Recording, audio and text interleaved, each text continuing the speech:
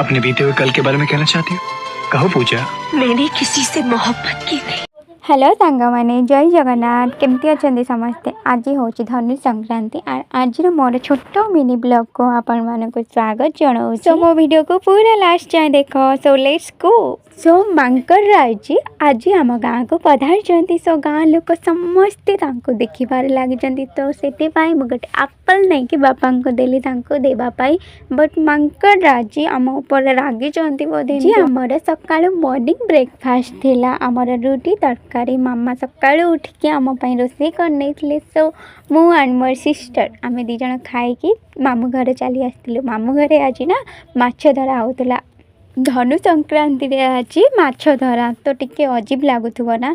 सो से बड़ कथा नुहे किंतु आम साइड्रे जोर रे ना खोला चलता जेहेतु जोर रे ना तो से किसी पिला ताकू उठे नहीं। सो मो मामू भी बर्थडे रे भी जाके मानि नथिले माछ धरिया स्टार्ट करने। सो आमे समस्ते ये देखुलु। तो आमे एमती खाली देखुलु। तो देखला परे भाविलु टिके रेस्ट नबो किंतु मो माई चटपटा वाला रेसिपी करी मटर जूस आनी देइथिले आम मानकु टिके टेस्ट करिया पई। मते तो बहुत जोर भी पड़ी थिला किंतु रेसिपी बहुत बढ़िया थिला। आपण माने ट्राई करना तो यात्रा पूजा रे खाइथिले किंतु माई बागेइथिले माने मस्त हेइथिला। ए रेसिपीटा जो खाइती आज मोर दिन जाइथिला एबे मो पाखर मत